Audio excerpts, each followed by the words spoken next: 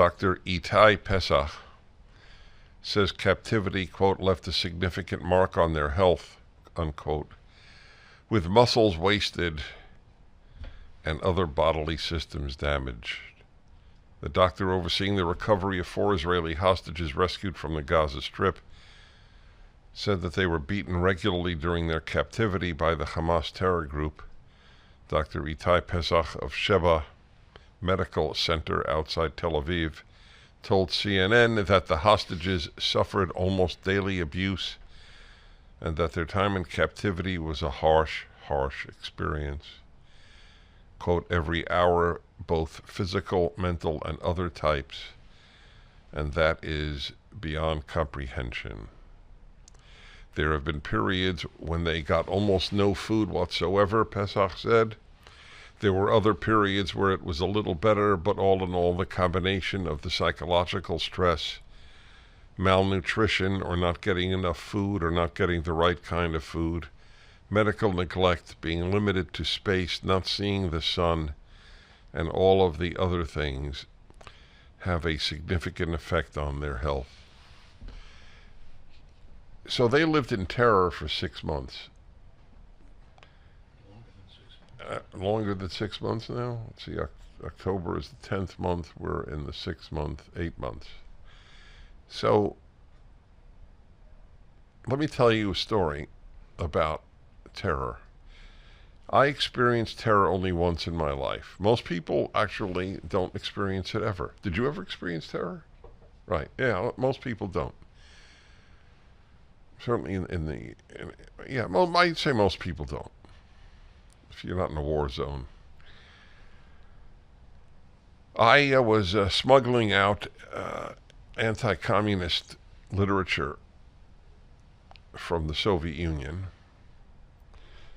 and I hid it in the battery drive of my camera, a Nikon camera. And I was quite certain, first of all, that very, very few Soviet guards had seen something so. They've seen cameras, of course, with tourists, visitors to the Soviet Union, but the odds of their opening up the battery drive, or even know that it could be open, and why would they open it? So my then wife and I were on a train going out of the Soviet Union into Romania, another communist country at the time. And it was midnight.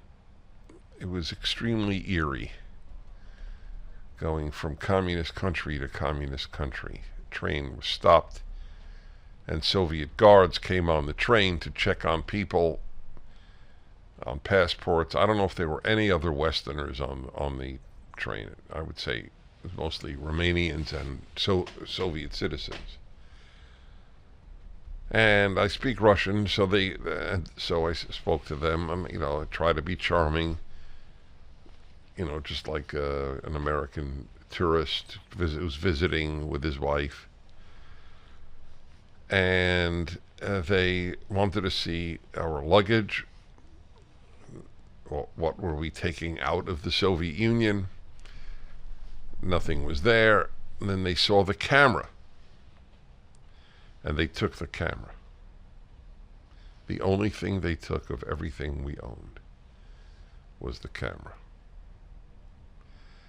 And I said to my wife, it is inconceivable to me that given what we have there, they're not going to find it. And we actually packed a little bag with toothbrushes and toothpaste, assuming we would be sent to some prison. And I experienced terror. The fact that it was midnight didn't help.